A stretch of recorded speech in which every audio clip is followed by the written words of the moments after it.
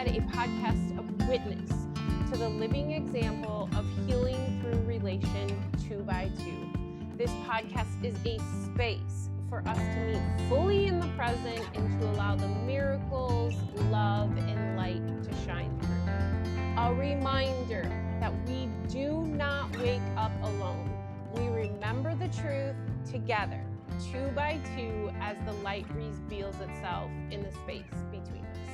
Oh, friend, today I am with, again, my dear friend Kassidy, and as always, we jump right off into the deep end and we dive deep in all things just spirit and love and connection and ultimately true abundance and what that means to come from a place of abundance and really removal of abundance being this worldly statement instead of an internal state of being, not an external way of seeing, I guess you could say. And when that internal shift occurs, how then the external really doesn't matter and how everything is seen in the most delightful way. I think I even referenced seeing a dog peeing on your foot as a beautiful a representation of the love of God. And yes, you're probably like, oh my goodness, Ashley, your metaphors. But you know, that's just where my mind goes sometimes. And if you know me at all, you know that is very much so true.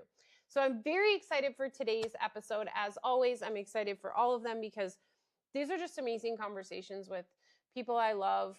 I mean, I love all people, but I guess people that I spend more time with and have what would appear to be a closer connection at the level of form. But also, I guess, people that maybe not, like Joy and Cease. Those Joy I had never even met or spoke to before. So I guess, again, all rules out the window when it comes to this podcast, other than their amazing conversations that have tons of miracles and light and love waiting for you if you are open to receiving and perceiving them as you step into being a part of this podcast. So again, thank you as always. Do all the things like subscribe, leave notes, whatever you feel called to do in that moment. And please share it with someone. We go home 2 by 2, as this podcast says. So if something sparks within you and you think of someone, I encourage you to send this their way, because that nothing happens by chance. Everything is all working for the good, and any nudge you receive always has a purpose so much grander than yours. And that's exactly what Cassie and I talk about. So stay tuned and you'll hear exactly why, in so much love. Enjoy. Last time we chatted, it was like the state of the country. Certain sections were kind of in disarray, and you were really like moving through that and the heaviness and how do you separate that and stuff. And then, you know, now it sounds like you've just dug deeper and deeper into your faith. Yeah, I would describe it that way for sure. And I don't know if it's like really made a big deal. I think it's definitely helped in terms of like our last conversation. Stuff going on in the world was definitely coming up into conversation, and I think that I've allowed myself the permission to take a step back from that a little bit. When Lent came up, or when Lent started, I did feel like a call to like give something in order to like allow more space for Christ to come in, and the call I felt led to was social media. So I haven't been on any social media in like, I think it's 25 days now. So that's good. Yeah, so that's been huge. My next goal is to, because I realized when I got off social media, the time on my phone got replaced very easily with like reading books on my phone. Substack. And I saw saw now all of a sudden I got a notification. I thought you posted something on Substack, which you technically did, but you shared someone else's post. I was like, dang, I thought you wrote something. No, yeah, that's my goal. That's the next step. I've been talking to a friend, Nacy, about that, like maybe opening up a podcast or something, because if you got to listen to mine and Nacy's conversations, like it flows very similar to ours, if not more so, which is kind of crazy because I've never experienced that with anyone other than you. And so we've talked about like if we started a podcast, I think that would be really fun, and I would, if you were okay with it, would mirror it in the sense of how yours has kind of been in terms of that, like, it's just open conversation with people and allowing spirit to come in and just be what it is. And like, I have some really amazing people in my life, and so like obviously I'd love if you were part of that. And then Macy, and I have some other women in my life that would be really important to me to have part of those conversations. So I've gotten the call, and I'm really trying to live from that place that we've talked about, where it's like full of connection, not separation, and full of love, not fear. And that's still a big hurdle, but I feel like I'm crossing the threshold of like knowing and understanding that that's a way of living and actually experiencing that way of living. So that's been peaceful. That's been exciting and enjoyable for sure. But yeah, Substack and what's the other one? Threads. I don't really get on those, but I get notifications every once in a while from them, and so I'll just hop on for a second. So I have been on those, but I don't really count those as social media because those weren't ever ones that I would like stay on. And even now, I've spent less than 10 minutes on them over the past 25 days, so I still don't really count that. Yeah. Yeah, it's kind of like when, geez, what I gave it up for, God, a long time. Maybe like almost 2 years. Oh, Or wow. something like that. Remember, it was a long time, but I remember TikTok. Remember, I started posting on TikTok, but I had never built a relationship with TikTok prior to that. And so I was putting my shorts on there, remember? Yeah. And so, but I will tell you, it's a sneaky thing. I mean, it's fine, but it is sneaky because it was like, it was this gradual thing, because it's like that they're made to suck you in, right? They're made, so yeah, if you open algorithms the app, like period, that. yeah, so if you open the app, period, like it's bound to eventually pull you down in the rabbit hole. And that's what I ended up doing. And it was so much easier to leave it. Like, I haven't really been on TikTok again. I deleted it because, like you said, there's not a lot of stories built around it. But yeah, it's like that's why they create more and more. That's why they're constantly just creating new, like Threads is Instagram, Substack. I don't know who owns it, but I'm sure it's like a part of Meta or one of the, like it's just another piece of one of them. So I was talking to somebody good for you recently about that, about the fact that there's this like illusion that we have choice, when really it's like all these monopolies. And like, it's really, even though it's like the illusion that we have like all these restaurants to choose from, they're all like sourced from one place. Or like, we have the illusion of all these different forms of social media, but they're all owned by the same company. Or like, we have all these illusions of like having these different brands on our shelves in the grocery stores, but they're all owned by the same big brands. So but you know what's interesting, and you and I have talked about this before, is like the mind, everything's a projection of the mind. And like, if we think of it, you can only dream of something you've experienced before. Like, you don't wake up the next morning and like, it can't just be like completely new. So if we, like what you just said, it's always been that way, but it's your awareness is becoming more that choice truly is an illusion at the level of form. And so you're actually seeing it like extra layers in of like, I believe I have a choice in the first place, right, of eating at this restaurant or this restaurant.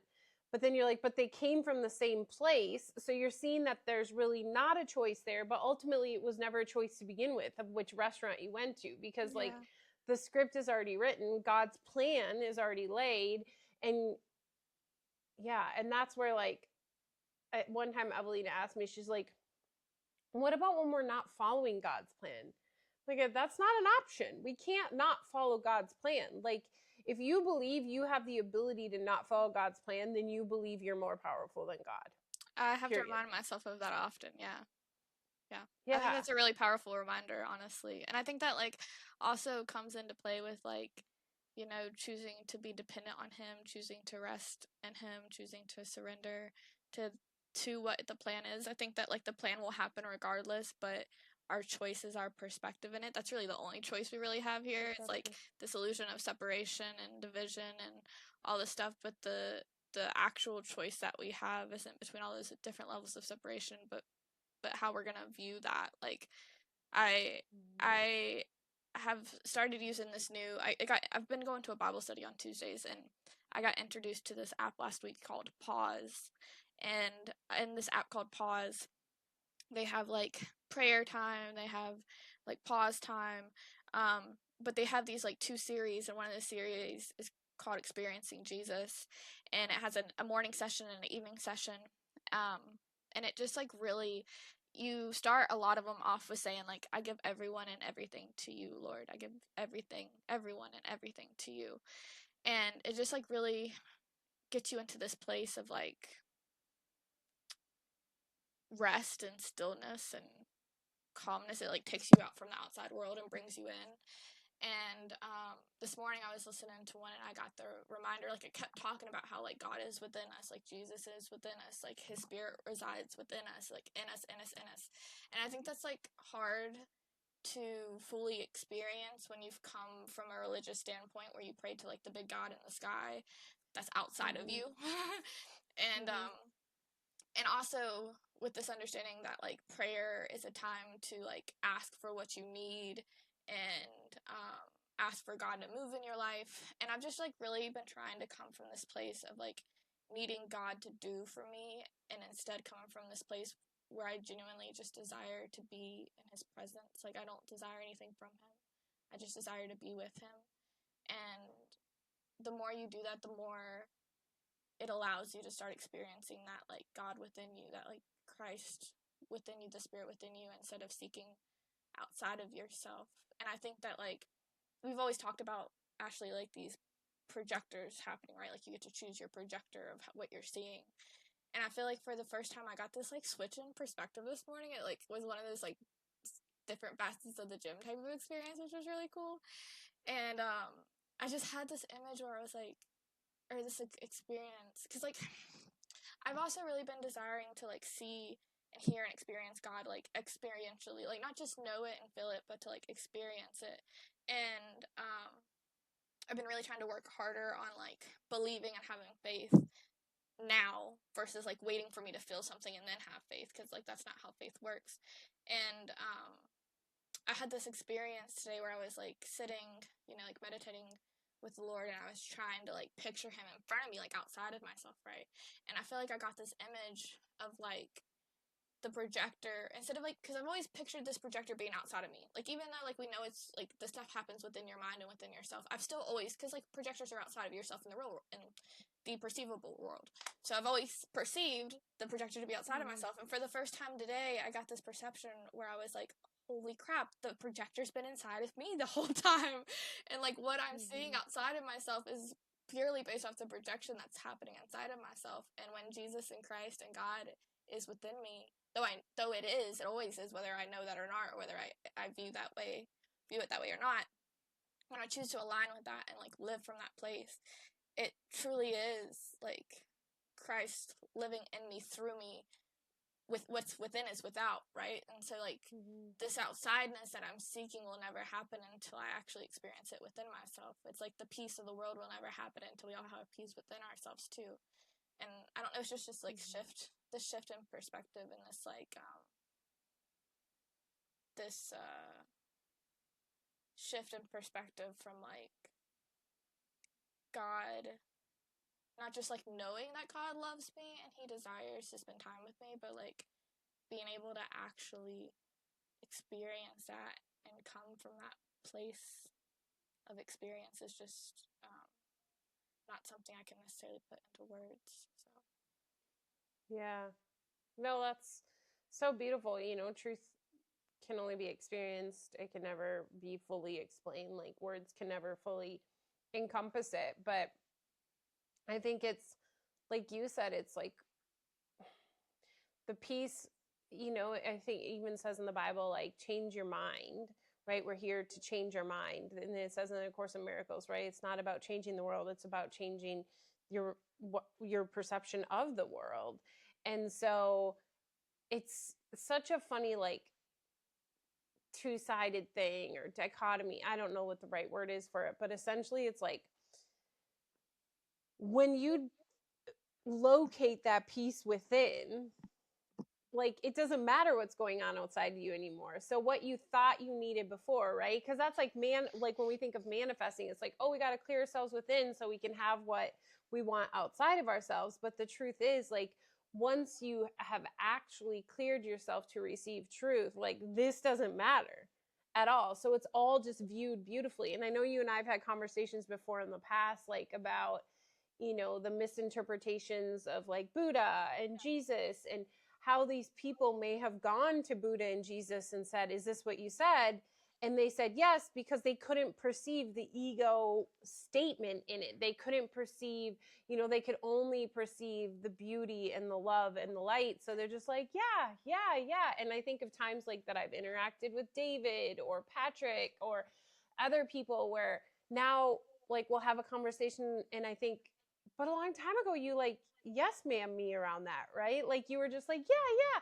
But because it's not about someone ever telling you you are right or wrong when you're coming from that state, because there is no right or wrong. You just view everything as a part of God's plan, a part of its larger purpose. So it's not about like, oh, Kassidy, the way you're believing things today is wrong. Oh, Ashley, the way you're believing things today is wrong. And then tomorrow it's like, oh, but it's right today. It's always right, quote unquote, right? Because it's always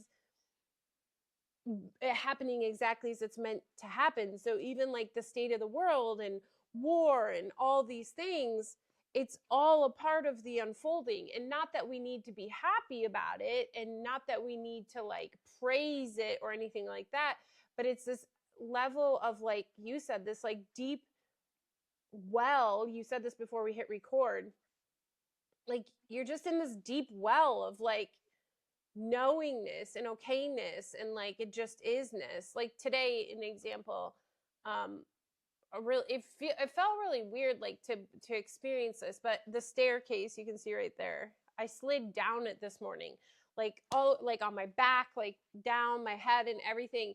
And like I had this moment of like, oh, this is how I'm gonna be paralyzed, like just like, yeah, like because like that's how people kill people in the movies. That's right? so They bad. throw them down the stairs. Yeah. And like You Pat poor had thing. Pat had this moment too of like, oh my God, what am I gonna find when I come there? Because I screamed and stuff. But even like at the level of form, I don't think I seemed super chaotic, and I felt like super peaceful within.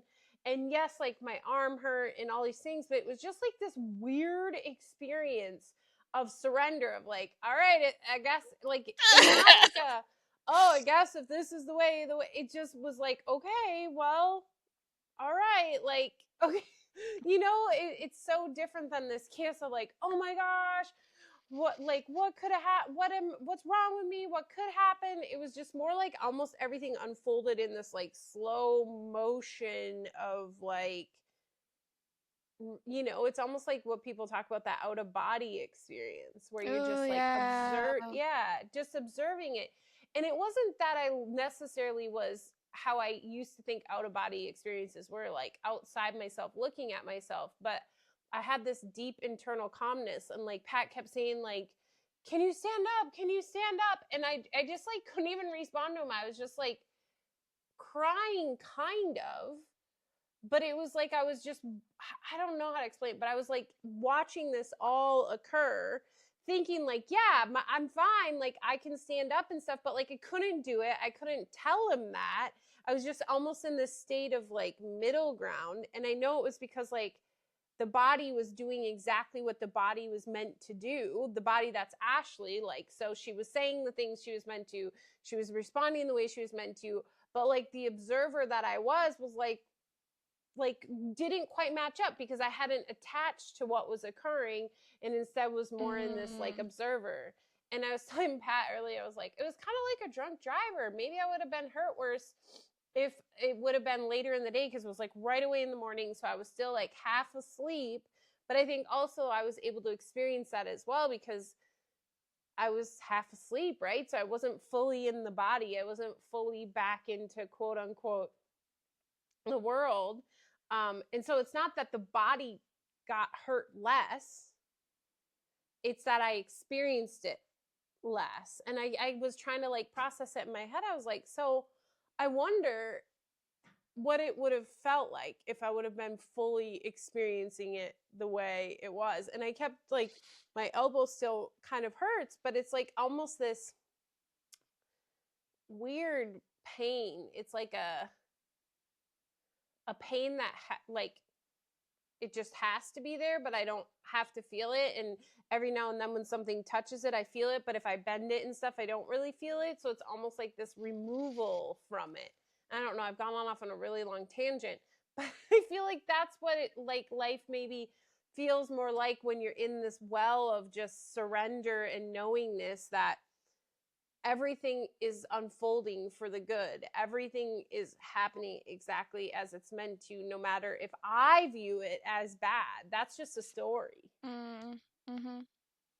I'm seeing like Yeah. I'm hearing like the beauty of like detachment almost, you know what I mean? Like and I also feel like I got the image of like, which is kind of trippy, and I like sometimes struggle, which even though we use this analogy a lot, sometimes I struggle talking about it when it comes to life. But it's almost like the difference between like you having been in your body and experiencing it as Ashley versus you like viewing the movie of your life, which is Ashley, which is the life of Ashley. Like I don't know how to explain that, but like, and it also feels like I don't know why the quote like I come to bring life and bring it abundantly, or I come to bring life and bring it to the full. I think it's like John 1:10 or something like that. And Jesus says it, and I don't know how that's related, but I feel like that kept coming to my mind for a reason for me to share it. It's almost like yeah, I guess it's like the story of like lack versus abundance almost, and like how I feel like someone might be like, how is that how is that even, you know, like relating to what you're talking about right now? But say you had been fully awake in your in your body and in your mind or in your brain, and like you would have experienced it all, and you would have immediately been like lacking the comfort and safety you had prior to falling down the stairs, and you would have immediately felt the pain that was happening, um and all of that. But instead of that, like you were able to just experience the place of like what is versus like what it should be, or what, like I guess what I'm saying is like you got to experience that moment in the present moment for what it was versus what um past experiences told you it should have been. Because past experiences, like you said at the movies, like you should have been paralyzed, or I'm sorry, I don't know why I found Yeah. that so funny when you said that, but like should have been No, paralyzed, but true. should have been like in a lot of pain, you know, you should have been all these different things, and instead like, and I think that makes sense as to why you like couldn't respond to Patrick in that moment, because like you were in a space he currently wasn't residing in. He immediately went to the default of like, okay, something's obviously wrong, something's happened, like where's the pain, what's happening, like what do we need to do next, instead of being like where he was at right now, and you were actually where you were at right now. I don't know how to explain it. Almost like the way you, when you were describing it to me, I almost felt like I felt this like, I don't want to call it a floating feeling, because like you said, like it wasn't the normal out of body experience, but I feel like you still got to experience that like floating experience almost without having perceived it outside of yourself, if that makes any sense. Yeah. Yeah. And I think maybe that's like the trick too. I think when people talk about like out of body experiences, they explain it as if they're like above looking down. And maybe that is how it is sometimes, but I think that's the easiest way to explain it instead of just really sinking into it. And because I think before you really go down the road of unwinding and deeper into the awareness and being above the battlefield, like you think the only way to have that experience is you must be like outside of quote unquote this body, Mm, at the level form. But the truth is we're always outside the body, right? So I feel like maybe um because you only explain things based on the stories you carry, right? So if you yeah, carry stories that you are your body, but you experience not being your body, the only way to experience not being your body is to be outside of your body, right? You can't be still in it. So then that would be the way you would explain it, is like it was like I was looking at myself, because that's the only way you can accept it, because your brain isn't open to the possibility of like, oh, I can have that feeling while being in my body. Because yes, we always talk about like spirit will provide you opportunities to experience, like you said earlier, like that's really where you're at. You're praying for the true experience of God. You're asking him to give you true experiences of him, like at the level of form. And we'll get those, but you'll never get a pee your pants moment. And like, if you didn't believe that you have the ability to be the observer while in the body, that would be a major pee your pants moment. Right? And so even if you experienced it that way, you wouldn't process it that way because you wouldn't have the ability to process it that way. So it would literally be like, I had this out of body experience where I was looking at my body, instead of like, I had this observer experience where I still felt like I was, quote unquote, looking through the eyes of this body that is Ashley, but I was not within this body that is Ashley. Yeah, I feel like it just continues the storyline of like perceiving things outside of ourselves, even if it is like our spirit outside of ourselves. Like you said, like that's the only way somebody could experience not being their body, is viewing themselves outside of their body. But with their current understanding. But like, as you said, like diving deeper into that understanding and diving deeper into the knowing, you're able to come from a place where you can experience not being your body while being in your body. And I feel like for a split second, that's like what I experienced this morning, for like these splittest of seconds, with that whole like projector understanding, was that like, I don't need to be anything or anyone separate from what I am right now, and I don't need to experience anything or anyone outside of myself separate from what I'm experiencing right now internally. You know what I mean? If everything does come from within me, because God is within me and Christ is within me, I literally need nothing. I need do nothing.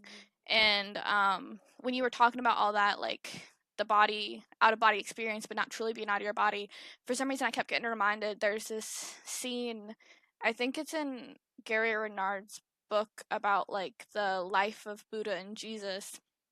And there's this one part where one of them are on a mountaintop, and all of a sudden it's like they experience their spirit like going out from them, and like it wasn't going out separate from them. Okay, it wasn't them like, hovering over all these mountains and going everywhere. Like it was not a separatism, it was an expansion of what already was. Encompassing. Yes, yeah. Instead of like a separation, like their spirit seeing their body outside of themselves, to have the understanding that they're not a body, they got to experience that they are not the limitation of their body, by actually experiencing the full expansiveness and all encompassing of their spirit spreading out from outside of them.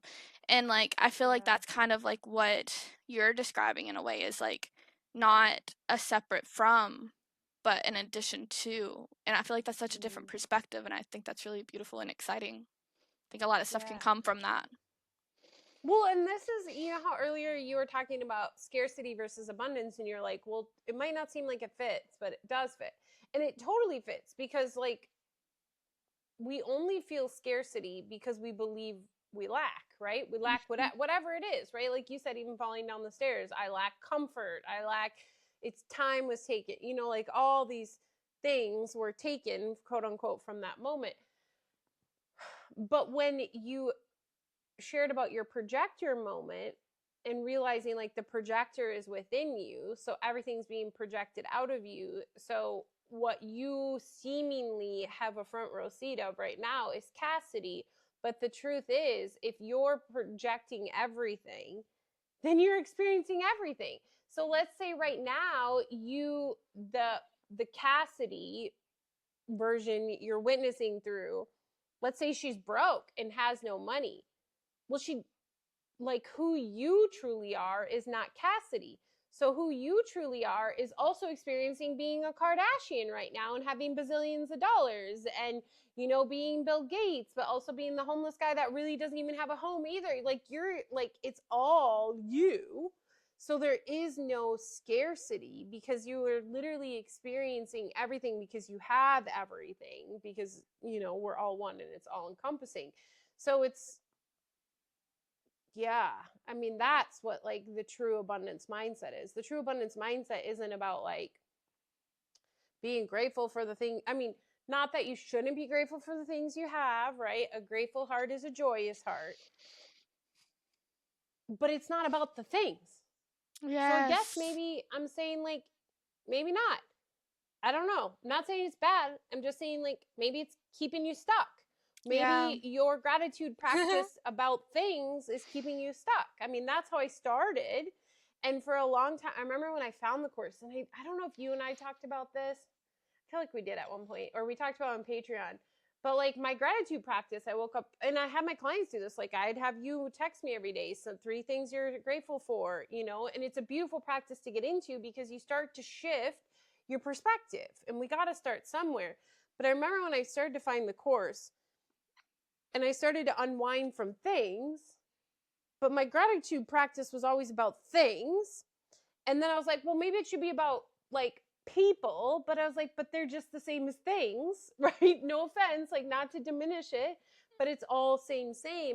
And then it was more, it just kind of, I don't even know what happened, but it just kind of transformed more into like gratitude for deeper knowingness, gratitude for what the uncomfortable moments, because I knew those moments were unraveling, gratitude for the direct experience of God. And now it's just like, it's not a practice per se anymore, like a conscious practice, but it's just a way of being when I'm practicing the abundance mindset of being truly in abundance. Because then it's never about like, oh, we don't have a lot of money, but I'm grateful we have a house and I'm grateful I have this. It's never about that, because if I make it about that, then tomorrow, if all of a sudden we don't have a house to live in, I'm in scarcity mindset, right? Because I put weight on this thing.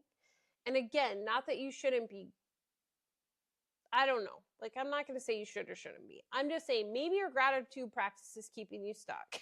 Yes. And that it's about gratitude just for every moment. Yeah. I don't know. Do I'm you know here. what I'm saying? Well, I feel like what I'm hearing from you is that like there's more abundance to the abundance that you're currently seeing, or there's more to be grateful for than even the things that you're seeing you're grateful for. Like I feel like what I'm hearing to an extent is that like even though at one point in our lives gratitude and the perception of abundance brought us to a higher place, you eventually get to a higher place where you realize that's also a limitation too. Like I think that a lot of Yeah. people think that like separation and lack and limitations are always these like negative things that are very clear to see, but like your good things can just as easily become your limitations and can just as easily be the things that keep you in a Yeah. lower mindset and a lower way of being.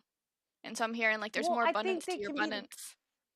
Yeah, I think they can be the biggest. And the course says that. The course says, like, what you believe were your biggest breakthroughs, or I mean, not exact words, but biggest breakthroughs have been your greatest retreats. And what you have Yeah. witnessed as your greatest retreats have been your greatest breakthroughs. Ooh, So yeah. we have no clue. Like, we don't know enough about anything to truly judge anything. Like, that's the bottom line there. Like, none Yeah. of us Bottom truly line, know point enough. blank, period. Yep. And that's why I think the Bible says, thou shalt not judge, only God can judge.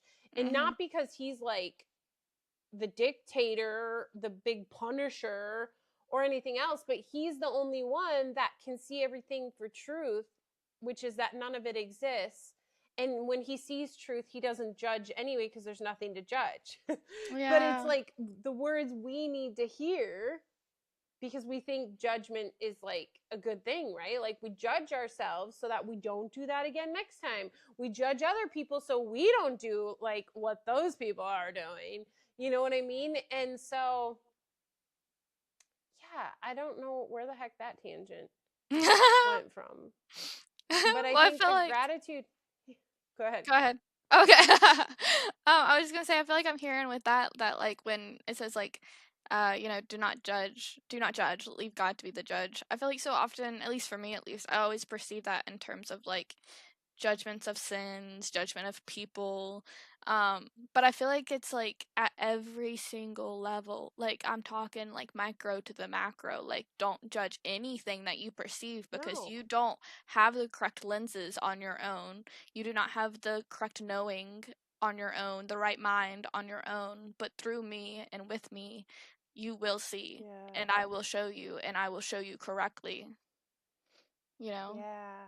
I don't Well, know. because those words you just said, I'm guessing, came from the Bible. Anyone listening in, if you've never listened, Kassidy, so good at quoting the Bible. She always has been. It's been amazing. But what you're saying, and why, if we truly believe that everything has a purpose and is a part of the plan for us to make it back home to God,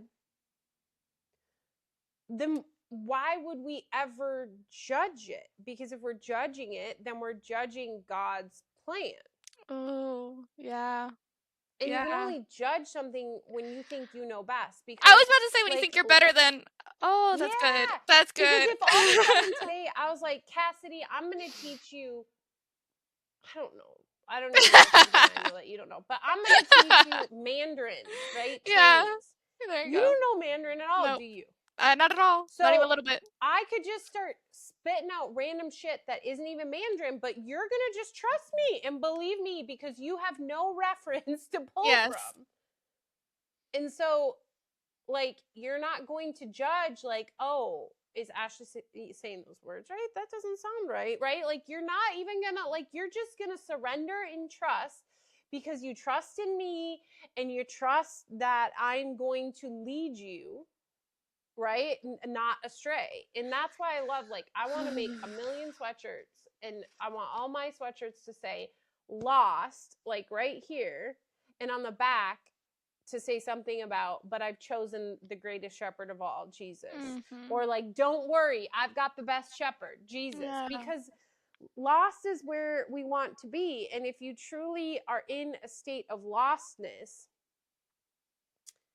and in a state of trusting God, then there is no space for judgment. Yeah. Yeah. Like at all. But No, there's but not at that's, I all. mean, Well, easier said than done because you have stories. yeah, what you're reminding me of is there's a quote in the Bible that where the disciples asked Jesus, like, who are the greatest among these in heaven? Like, who are the greatest in heaven? And he goes, hear me now. If you do not become like a child, you will never enter the gates of heaven. And I feel like that's been being revealed to me a lot lately. Like, what does that actually mean? What does that actually look like? And I used to think it meant, like, you know, accept being able to, like, experience God through the simple, you know, being playful. But it's also like, I heard a quote the other day. I heard a quote the other day from a mother talking about her child, and she was talking about how there was a Christmas one year when she couldn't afford to give them anything, and she has a picture of them from that Christmas, and they're sitting at the top of the staircase, and the child is just like beaming with like joy and love and peace, and it's because the only thing, and this is what stuck with me, is the only thing that a child desires or needs is love, period. That's the only thing. And like when we follow and choose to be guided by the God of love, I mean, we have everything that we need, literally everything. Like there used to be a thing I had posted up on my window in high school where it said, you know, like Kassidy plus or nothing plus Jesus equals everything. You know, nothing plus Jesus equals, like I need nothing, and like that was before I had even heard that quote. And I feel like there's a beauty in that, and I feel like that also goes hand in hand with like this gratefulness and this abundant mindset and like all of these different things where we're like viewing the things outside of ourselves, or we're seeking things outside of ourselves, and instead it's like I think there's another quote in the Bible where it says, you know, like all of this will be given to you and more, or something like that. And it's pretty much the understanding that like when you come to God and you receive his love fully, like everything will be given to you that you possibly need or desire. And there's a quote in the Bible that says, like, I will give you the desires of your heart. And people have used that a lot for manifestation purposes, thinking like, oh, God wants to give me what I want. Like I'm a child and I'm a child, so I want this toy, so God will give me this toy. And it's like, that's not how a parent works though, and that's not how this works. Like what it actually means, like in a true, if, in a situation where you have a true loving parent that truly desires to give you everything that you need and desire, there are still limitations to that to a certain extent, and not limitations in the terms that like God does not have limitations, but it's like choice. there's choices there. And the choice is that, like, I will give you everything that you need and desire, which is good for you. You know what I mean? Like, just because a 13-year-old child wants to go partying doesn't mean that the parent's going to let them go partying and go get drunk at the age of 13. But that doesn't mean that, like, what the child really wants. So this is what God sees. So, like, so the child wants this form, right? And it expects this form to be given to them. But what a true loving parent sees is the root of what they actually want. And the root of what they actually want is connection and community and love and experience. And so, like, that's what God gives to you. And I think that, like, you know, it's always funny because, like, my Uncle Vincel, he's passed on now, but great man. And Vincel? yeah, I my love uncle, that. Vincel? I'm so used to like Vincent or Vince. yeah, Vincel. yeah, That's interesting. Vincel, Okay. yeah, Vincel Perkins. And he um went to church very often, and wasn't always a God-fearing man, and became one in his when he got older. And he told me one time, he said, be careful for what you pray for, because he said he'd prayed for patience one time, and 2 weeks later he was sick with the flu for 2 weeks straight, and he said, oh man, did I learn me some patience. And, like, that's the thing though, is, like, I think oftentimes, like, we expect God to give us the forms that we want, and that's not what he's giving us. He's given us our heart's desires, like the true root of what we desire, not the form of what we desire, but our heart's desires. And I think we get lost in that. I think that's where, like, the enemy comes into play. I think that's where we, like, wander off as sheep on our own way, and that's when God, like, has to go and get that one of the 99 and bring them back home, because I think that we desire God to look in a certain fashion. And it's just like, I don't know how to explain this, but it's like, because I just feel like I'm starting to experience Jesus and God differently lately. And it's like, I've always had this understanding or knowing of, like, surrender and letting go of the veil and all this different stuff, but I've never actually been able to experience it. And when you actually experience it, it's like, my God, you are so good. Like, what? Like, it literally blows my mind. Like, I literally cannot fathom how good our God is in the way that he provides for us abundantly. Like, abundantly. And it's not the abundance of the world. And that's just something else too that God's been bringing to my Right. Wait, attention. I think that's the key. Like what you just said. It's not the abundance of the world. And God, like, that's why it feels so amazing, is because God is never giving or taking at the level of form. He doesn't know actually about our level of form. He would never want us to experience something like this. We have gotten ourselves here in the dream, but like you said, he knows the prayer on his children's hearts and he is fulfilling it. But what we're navigating in the world that appears to be God taking and giving us things are the stories that Mm, we are projecting out that are in the way mm-hmm. of God already fulfilling the prayer on our heart. So that's why, like, it's never about the prayer for food, the prayer for this, the prayer for that. It's about your deep prayer on the heart. The only prayer that God is answering and is always answering is the deep love and connection you seek from him to be the child of God you are. And it's not that he hasn't given it to you and you have a roadmap to that he's making you go through to get there. It's that you have collected all of these stories that keep you from fully experiencing that. And so when you start to experience it, it's not that it wasn't there. It's not that you found it. It's that you're remembering and you're experiencing what is always there, what you always truly are, which is light.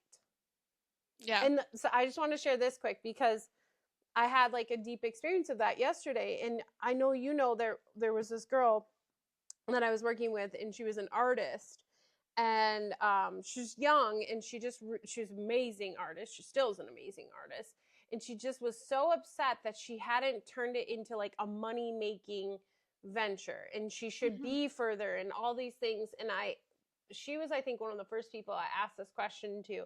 I was like, what if God came down to you, or the universe, I think I used for her in that moment, and said, you are never going to make any money doing art, but this is your path. You are going to be a starving artist for the rest of your life. And she's like, well, I'd be the best damn starving artist there was, because you would surrender to God's plan. And so yesterday I was driving down the street, and there's lots of homeless people in Spokane.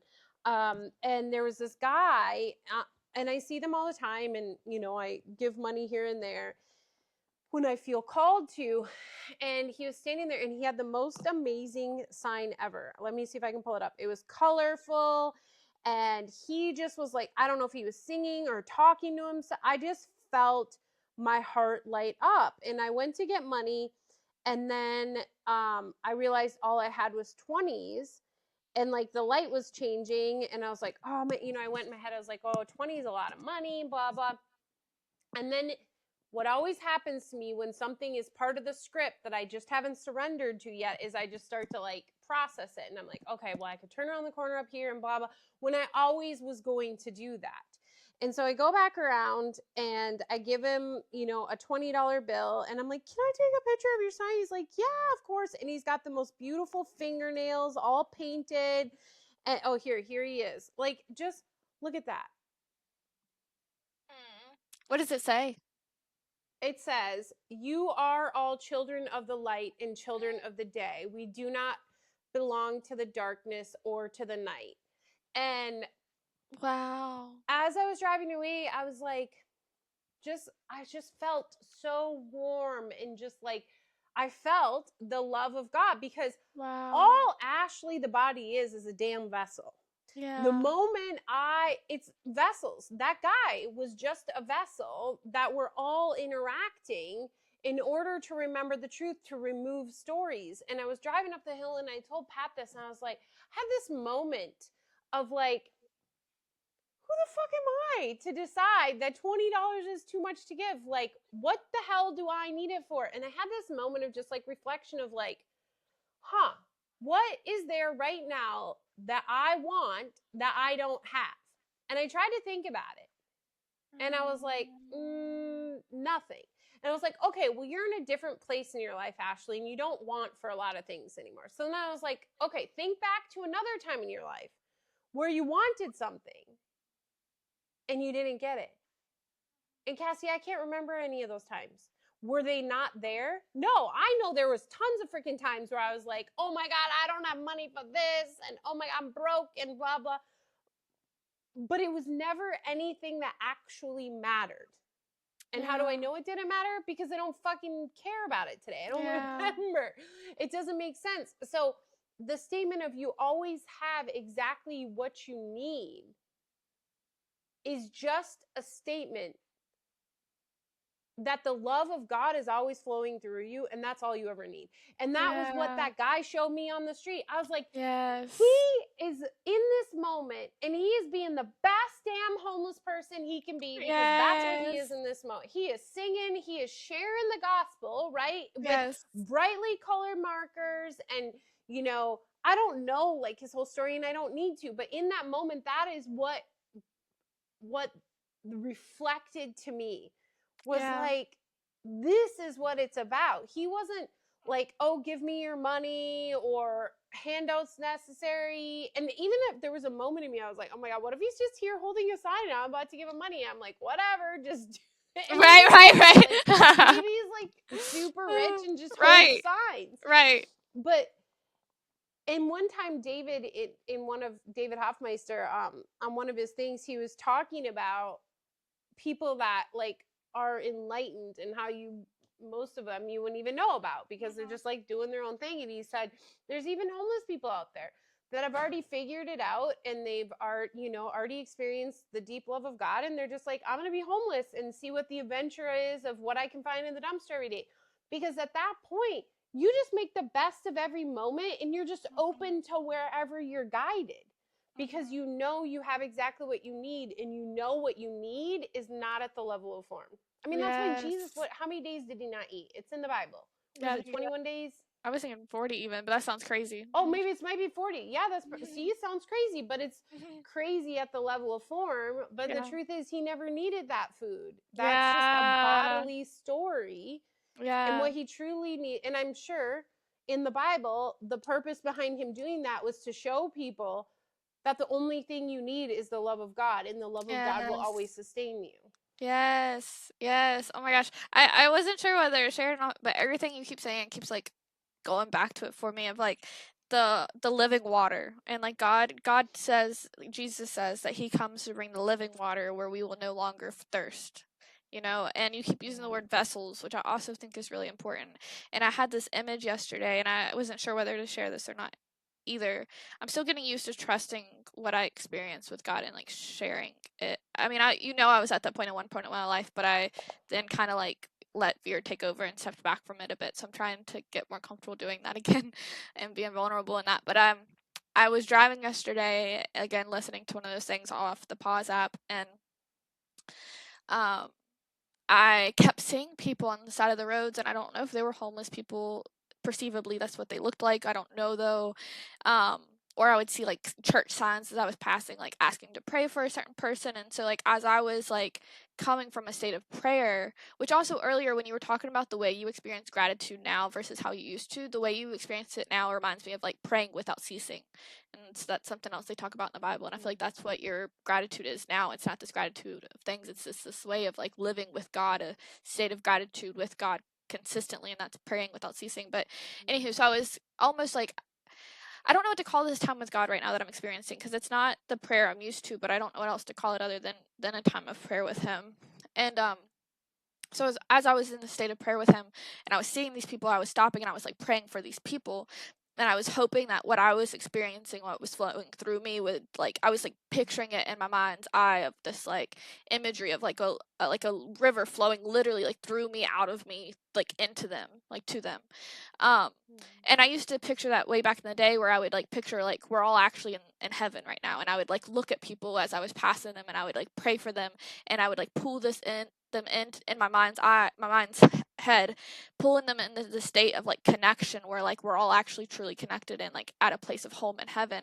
And when you're talking about like all these different pathways people take and the way that it's perceived, it's again reminds me of that like quote about how we're all just like sleeping in the bed in God's home almost, and we're dreaming this life up, but we never left that place. So like in that place, we are always in a state of abundance. We are always in a state of our purest identity. We are always in a place that is untouchable, full of love and peace and joy and abundance and glory and goodness.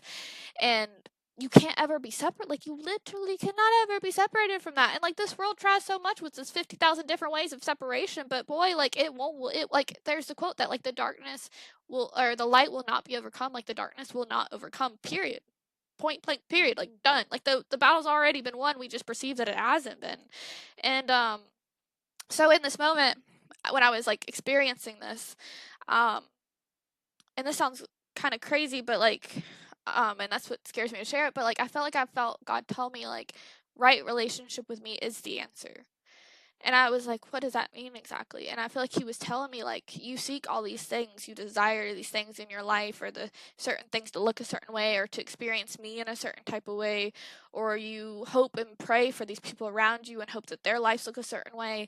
But the answer to all of that, the solution to literally all of that, is just right relationship with me.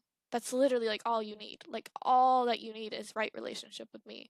And like, I'm here for you, like, I'm waiting for you, I love you, I choose you. But like, I'm not gonna, like, we know that like we serve a God of consent. Like, he's not gonna force that onto us. We have to choose that. Like, there was this quote all the time in Young Life when I was a Young Life leader, like in Young Life in high school, where they used this term of turning your chair around. And it's like, God's always at the door calling to you, but you have to choose to turn that chair around to him. And when you do choose to turn that chair around to him and focus on him and lean on him and run to him, like, everything else falls away, and like literally everything else doesn't matter, and everything else will then be added on to you abundantly, and not in terms of the things of the world, but like in terms of what your heart actually desires. And I think these different forms of separation that we seek things through, whether it be people or substances or whatever it might be, like, we've talked about this before, that like there's only really two different perceptions in this world, and it's either, separation or connection, or fear or love. And I'm seeing that more and more every day, that like everything, like, there's not a single thing in this world that can't be broken down into that. Like, everything is either, an act of love or a call for love. And I think that's really powerful. And I think that, like, going back to our conversation we had on our last podcast, which felt a little bit heavier and like more ego based, but like, when you look at it, and we talked about this, that like, when you look at it from a place of like, and it's hard, but like, when you see it as like, instead of seeing evil people, because how you judge is what you are, or whatever, instead of seeing these people as evil people, but seeing them as people that are just calling for love, that, like, need love, and seeing your actions too and reflecting on them and wondering, like, is this a call for love or an act of love? When you break it all down to love, and that love is all there really is, I mean, I feel like that's where you really get to actually, I don't know, see things move in this world. I don't really know where I'm going. My brain started to kind of blank itself out, so, but Well, it's no, I think you were right on your way back to when Gary talked about being on the top of that mount and having that experience. It's like when you really start to accept that and see that, it's not about things moving in the world, it's about encompassing it all. You start to see, like, everyone is a mirror for me, because, like, this happens so it's funny, Pat. Something happened to him the other day.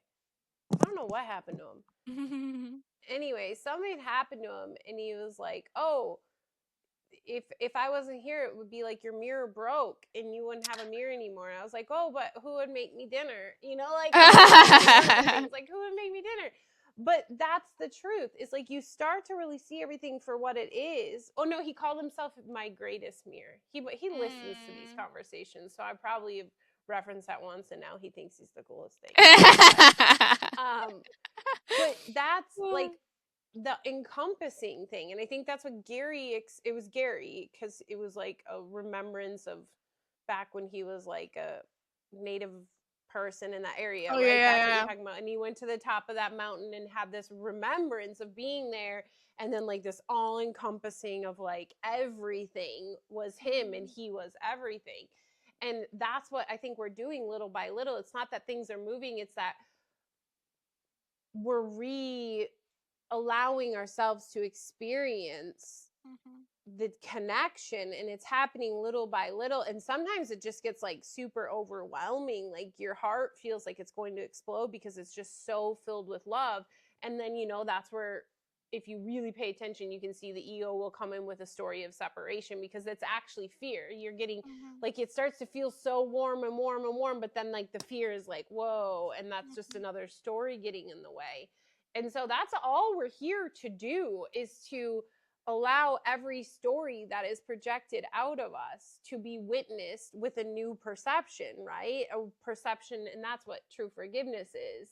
The perception of, this is just a story. This isn't even true. This is something that I have made up. And where I was kind of going with the Patrick thing is like, there's many moments where I'm like, you're being such an ass or whatever. And I realize, like, I'll take a moment later in prayer and release, that it's always dependent on where my state of mind is currently in that moment, or is going to be in the near future.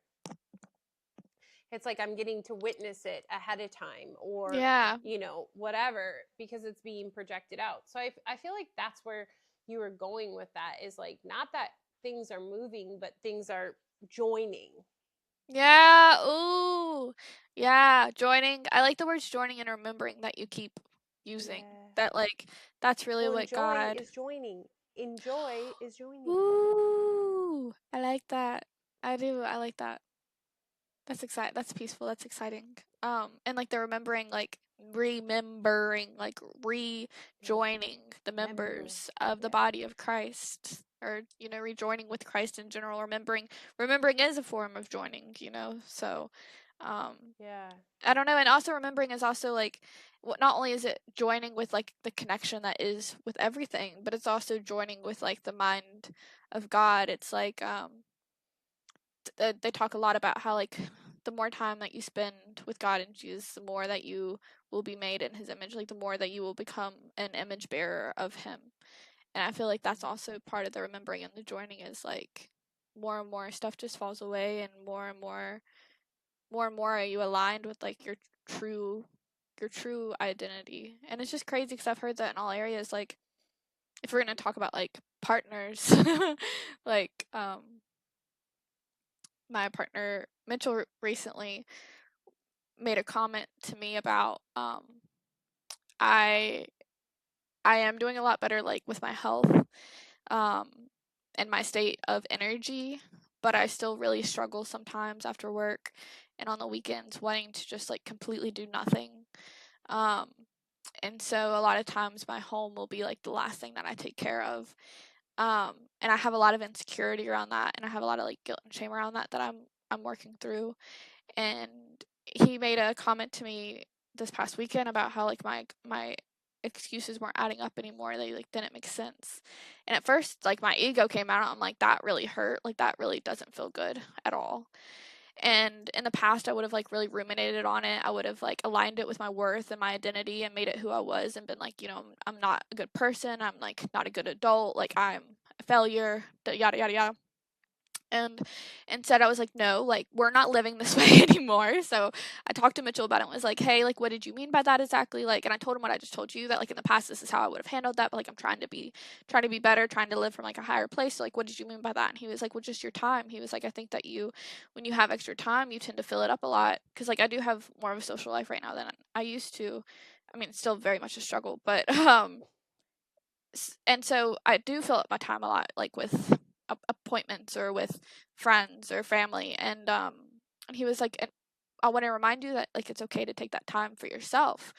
And all of a sudden I started hearing like the voice of God through him, Ashley. And like I know you know what I mean when I say this, is like it's crazy the way that God will use things sometimes, like things that you would never imagine God to use. Like a quote I was using earlier from like one of the women about the mother who was like talking about how the only thing that children want, like that was from a reality TV show I was watching, which I don't watch reality TV. So again, I was like, I'm not normally here in this place, and yet here I am in this place and I'm receiving like God almost through it. And so Mitchell was like, it's okay to take that time for yourself. Like it's okay to use that time to reset and to rest. And I felt like I heard God's voice in that. Like it's okay to rest in me in those times. It's okay to just spend time with me. Like I know that sometimes spending time with me doesn't look like this like measurable thing that the universe measures you by. Like how many friends do you have? What does your social life look like? What is your financial situation look like? Are you creating anything? Like what are you doing with your time? If you're not doing something with your time, then you're less than, you're not worthy. And I feel like God was reminding me like you're worthy just as you are. And Mitchell took it a step further into that and was like, I want to remind you that like your circumstances don't determine your identity. Like your identity is who you are in your heart, and that does not change. Like you are who you are regardless of your circumstances. And I feel like I heard God in that. And because God's been talking to me about my identity a lot lately, and that my identity is in him. It's not in these things of the world. It's not in the people around me. It's not even who I perceive Kassidy to be. It's higher and more abundant than that, than what I perceive myself to be. And so I was hearing God through Mitchell in that, and I feel like that kind of pertains to this conversation too, in the terms of that, like I feel like we're having, to a certain extent, like a conversation about identity today, and like what does that really look like, what is that experienced as, and like when you open yourself to remembering and joining and aligning and coming from the place of home with God, not like trying to seek home outside of yourself, but reminding yourself that you are home already. And when you come from that place and you come from that identity and you come from like actually being a child of God, like a child of love, and like the guy's side, again, it goes back to the guy's side, like being a child of light and of love and of the day. I mean, the abundance that flows from that is incredible. And so it's like it really is a choice. It sounds so much more complicated than that. It's not easy, but it's simple. The choice of like, do I come from my true state of abundance, or do I come from my perception of lack trying to seek abundance? Do I accept that I already had? There's a quote in the course where it talks about how people who are seeking the light are really just hiding themselves from the light that already exists within them. I think that's really Yes. powerful. Well, I think that's the piece. Like, there is nothing to seek. There is nothing to find. There's only everything to remove the barriers to receive it. And so, like, when you said earlier, you feel like God is speaking to you through certain things, just a friendly reminder is like the course says, or David or Ken Wapnick, one of them says that, like, when you've cleared away all the stories that are keeping you from the light, right? Mm-hmm. The table will even tell you who you are. Ooh. It will be like, you are Christ. So it's not that all of a sudden God is using Mitchell to communicate with you, or he's using this or that. It's that Kassidy has shifted her perspective and she's open to receiving the love of God that's always been there. It never wasn't there. You just had, your mirror was dirty, right? So and that's where you wanted to go at the beginning, was to see it as attack and to see it as bad, because it was reiterating your own stories, the purple, the pink hair, right? We always talk about like, you only get upset for something that you already believe about yourself. And so that's you releasing it. And like, another invitation is resting in God doesn't literally have to look like rest. It can, but it also can look like all of these seemingly connections with other people, because again, God is working through everyone. And if you are not actually the body that is Kassidy, but the observer of it, God is working through Kassidy. And so it's like, that's the moments that maybe it appears that you're at home alone. Well, God is working through Kassidy. God is using Kassidy, right? And because he's using all things, it's just, what are you willing to listen to in this moment? What are you open to perceiving and receiving at a level that is love? And that's why, like, you know, people, I mean, I'm guessing why people that have fully removed the majority of the stories, you know, that are quote unquote the closest to enlightened, because true enlightenment, you wouldn't be able to stay in this illusion anymore, because it just wouldn't make sense. You would be home with God, are always smiling, because literally the clock is telling them how wonderful and beautiful they are. And like the dog peeing on their foot is telling them how wonderful, you know, and laughing, like laughing at the story of why would this ever be a certain way. And like the other, Pat and I were watching this show the other day, and this goes to show, like, I must have some stories to still be removed. And something was happening where it was raising like my anxiety and like frustration with the character of like, why are they doing it? And Pat was like laughing hysterically, like a little schoolboy. He just like, I can't believe it. And it was like a serious part. And I remember feeling kind of irritated with him, but also remembering what David always said is like, it's always your perception. You can sit and watch a group of people watching the same exact movie, and someone could be laughing, someone could be crying, someone could be angry. And I was like, oh shit, this is one of those moments. So instead of me projecting it out on him and being like, stop, you know, it's because that would be me making him the problem of why I'm uncomfortable. I saw it as like, this is a story coming up. Okay, we can let it through. Like, we don't have to attach to it. Allow the story to come through. Allow yourself to see the joy and the laughter in this moment that Pat is seeing, because the only reason why you're feeling heavy is because you have a purple or pink hair moment. You're seeing some sort of correlation to what's going on within. So everything, always, Kassidy, like everything is a reflection of either who you are or who you believe yourself to be that needs to be corrected. So if you believe and you truly, because it's, you know, that's another thing I think too, with like the swing of the pendulum. You and I've talked about it, where people are swinging back again. They swung to New Age, and now people are swinging back to the church, which neither is actually bad or wrong. It's just people are seeking salvation in it, right? So then we're missing where salvation really is, which is in the middle of remembering you're the child of God and like really surrendering to all. But instead, you know, the agendas are just shifting of like, before people are like, oh, if you go to church, you're bad. It's about the universe and you being your own God. And yes, I'm being extreme to anyone listening, so I'm extreme sides. And then now the other side is like, New Age is bad. They manipulated me and I need to go bear my cross, and you know, all these things.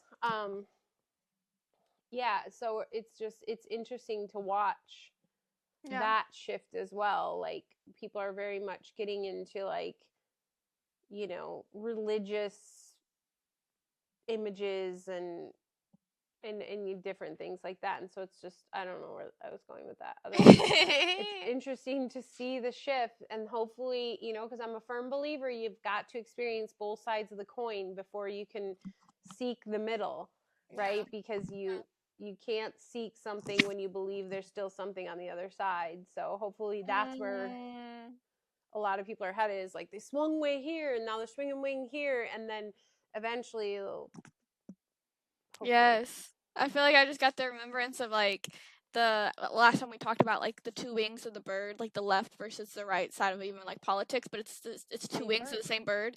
Or like we also often talk about like coins, one side of the coin versus the other side of the coin. But how often do we talk about the fact that like there's a focus happening there where like you're just looking at one wing, or you're just looking at the other wing, or you're just looking at the tail side, or you're just looking at the head side. But how often do we step back and talk about the coin itself, or like the bird itself as like a whole, as the whole thing? And like I feel like that's kind of what you're talking about, is like when you come into a place of, it's not even like I don't even want to call it like balance necessarily. It's almost like detachment. It's like when non-existence. Non-existence. Yeah, when you step away from both sides, you get to actually experience the truth of what you've been seeing and experiencing. Yeah. Well, it's almost like, I talk about like the scales of justice, and like when it comes to like, you know, like the yin and the yang, the masculine and feminine, like the main focus is to find the balance. And that's why you can spend bazillions of dollars on coaching and stuff to find the balance, because there is no such thing as balance ever, right? It's this carrot you're constantly chasing. Yeah, maybe you feel like you found this place of balance for a brief moment, but then something's always going to be out of whack, because that's just how the ego duality roller coaster operates. So what I really visualize now is like, it's about when you realize that you've been stuck on this like teeter totter. We were talking about this in Lighthouse the other day. And,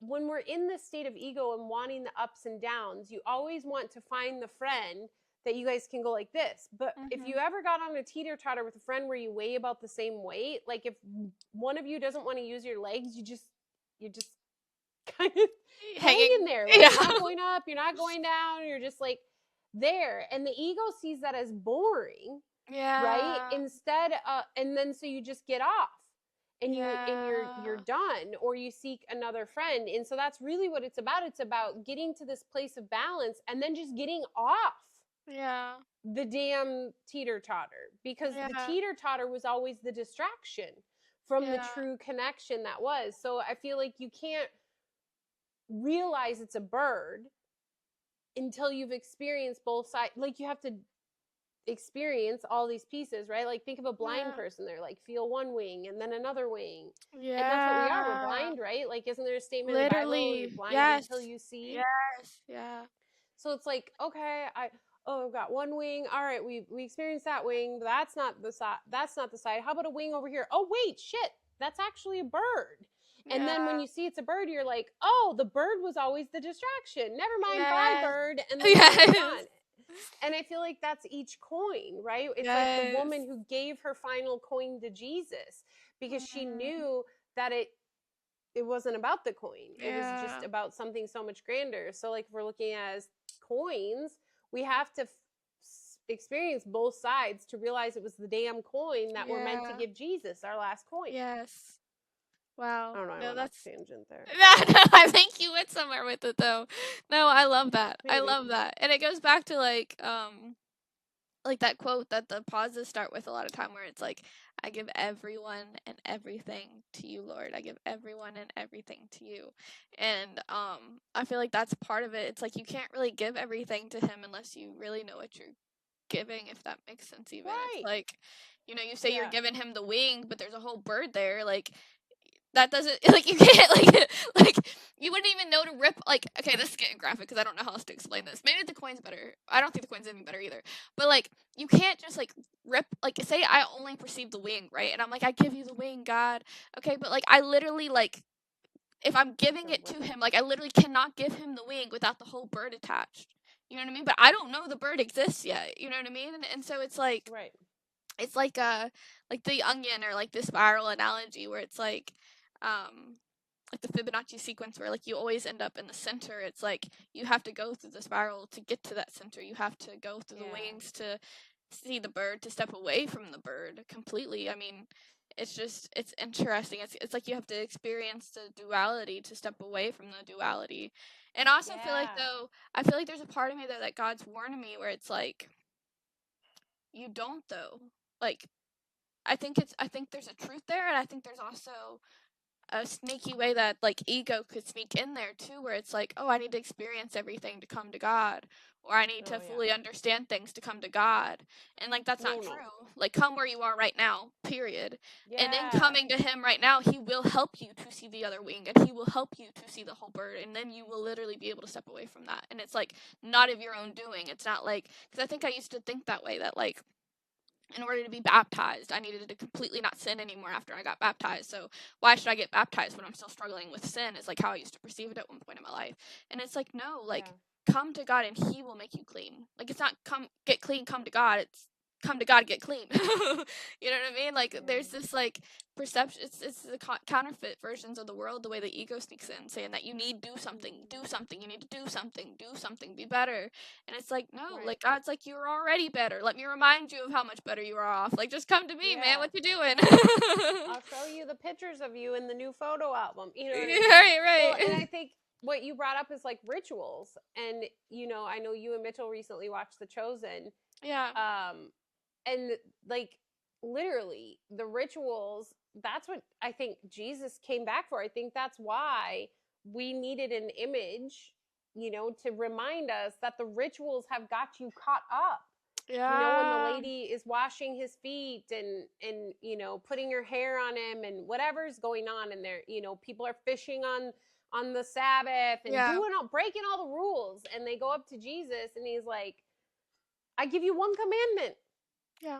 To love like I have loved you. Like, that's it. And it's like what you said earlier, like everything is love. So it's the rituals that get us caught back into the spiral of the shame and guilt. Because like say you go get baptized today, if you believe you can sin still, because that's what God's saying. God is saying, come to me and I will show you the truth. And the truth is, you cannot sin, my little child. You cannot sin. It's your belief that you can sin that's got you caught up. But if you just go get baptized believing it's going to clean you, but yet your body still seemingly appears to sin, oh my gosh, what an amazing place for the ego to build more stories. To keep you even further from God.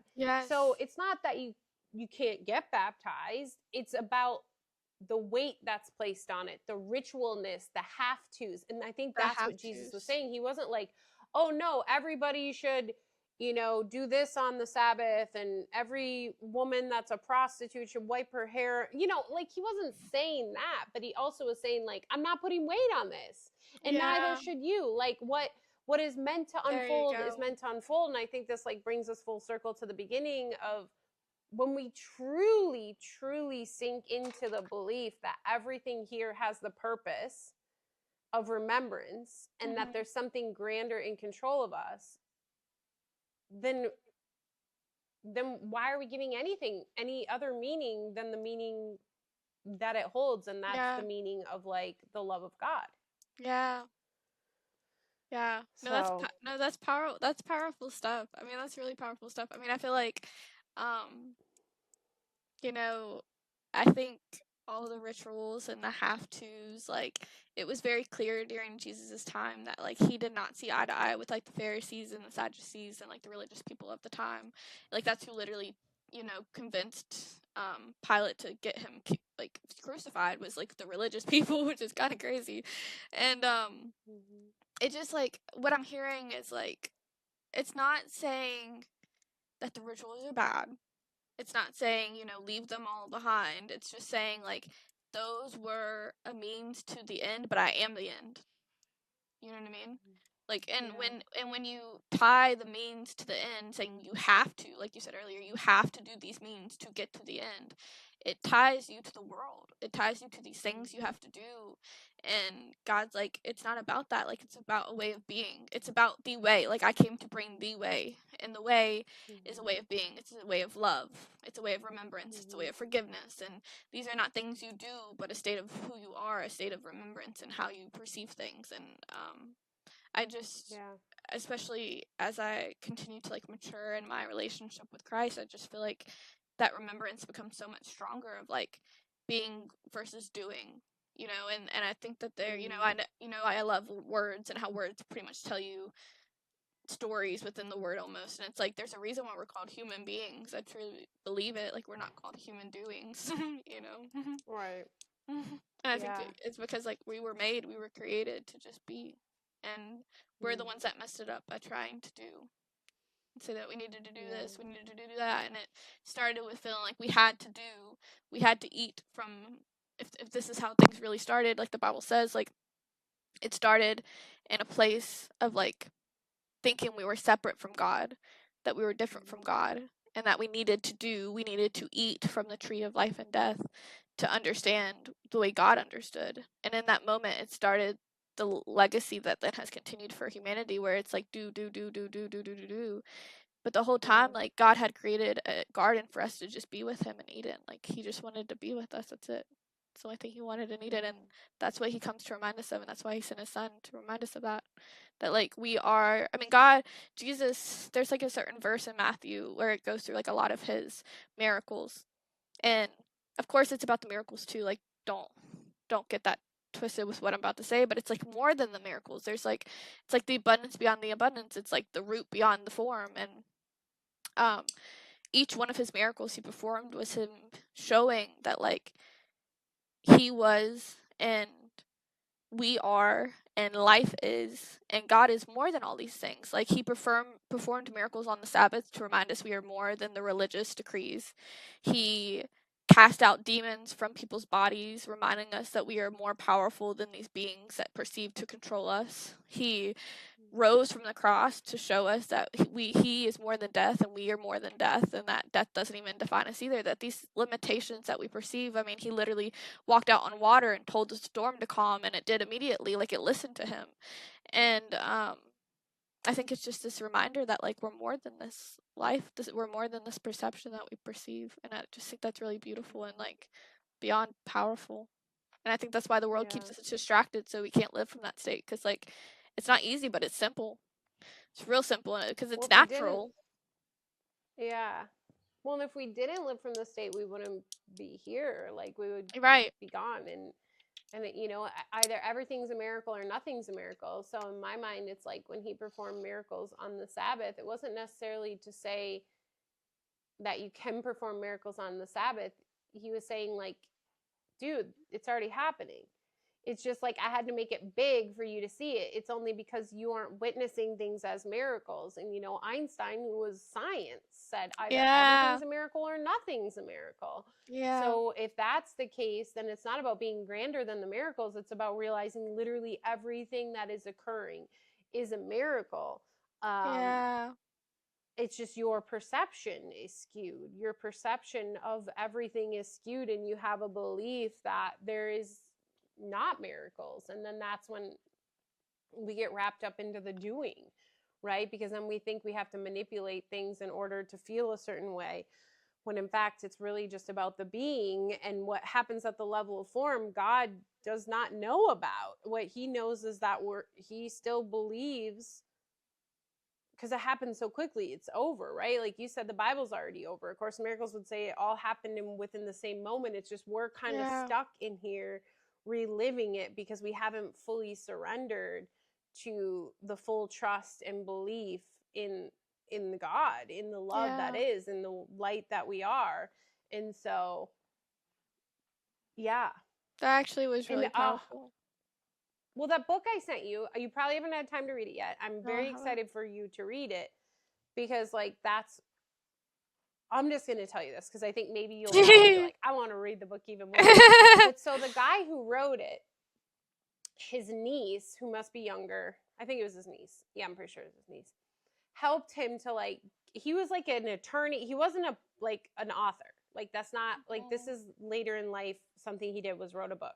And so his niece was like, how do I know I was successful for you? like she meant like, is it the number of books sold? Is it the amount of money we make? Is it this or that? And essentially what he said to her is like, it already is a success. And he said, how I know it's a success is because the book is written, and when I die, I'm taking this book with me and giving it to Jesus, who I wrote it for. Oh, wow. And so he literally like felt the well pouring through him, and he never wrote it for human form. He wrote it for Jesus. And literally that is everything we're doing here always. That's what a miracle is like seeing that every action here is for the love of Jesus, is for the love of God, is for us to be able to fully receive that. And when you read that book, like, man, that book for sure is a channel, is a vessel, is a miracle moment for so many people open to perceiving it that way, because it has such an ability to shift your perspective and connect and truly be seen. I believe it. Because I feel like lately when I'm like really experiencing like the presence of Jesus or like the presence of God, I tend to get like really emotional for some reason. And when I was reading the back, just like the description of the book itself, I got teared up. And then just now when you were talking about all of that, like I got teared up. I got really emotional because I'm just like, my God, like the way that you flow through this world is the magnitude of who you are and how you are is just incredible. Yeah. It's just so beautiful. Yeah. Well, my dear sister, it's been so wonderful catching up. As always. I had to share with you. So this shirt, I thrifted it. I'm so glad you're talking about it because I've been trying to read it. I saw Miracle Worker, and that's the only part I've been able to make out because I was going to actually ask you about that. So I'm glad you brought it up. Yeah. It's the Waymaker, Isaiah 42:16, Promise Keeper, Light in the Darkness, Miracle Worker. But I love that song, and I always sing it. And so, like, I share this with you because anybody listening in, Kassidy and her partner are big thrifters. Mitchell does, like, clothing and stuff from thrifting. And so you have that Christ shirt, that sweatshirt, that if you ever get into that, you know I want that. Yes. But I've always wanted that same sweatshirt. But anyway, Pat and I go to the thrift stores and stuff for our Etsy shop. And the other day I was like, I'm going to look at the clothes, which it's like I cannot stand TJ Maxx, and a thrift store is way worse because there's like, it's just so overwhelming. And so I just like felt guided. And again, not that anything matters at the level of form, but it was just one of those wink moments. I went over to like the sweatshirt area. And I like, one of my goals is to find more like, I like being a billboard for remembrance, right? Like you said before, like because Cassie shared that she doesn't have headphones. And so she's actually listening to her shit on speakers. She is a girl, listen up. But she's like, I don't care. It's usually like Jesus music or something about Jesus. And I figure maybe someone needs to hear that in the moment, which is beautiful. So that's how I kind of feel about like the clothing is like, I can be a spark of remembrance, because I love it when I'm walking out in the grocery store and I see a woman wearing Jesus loves you, like big. I'm like, oh yeah, thank you for the reminder. But like, I went to the sweatshirt section and like the third sweatshirt in was this. Yes. And I was like, oh my gosh, perfect. So I was super excited. It was only like $5.99, which is even cooler. But meant to be. Yeah, so exciting. That was beautiful. But thank you so much for coming on, dear sister. And hopefully we'll chat again soon. And absolutely. Hopefully you get your pod going, or whatever that looks like, conversations. Yeah, God's been kicking me in the butt, so I'm sure it'll happen sooner rather than later, hopefully. Yeah, I can't wait. Yeah, because then I can have you on mine as you have me on yours. So yeah, I would love that. On the look. Bye, everyone.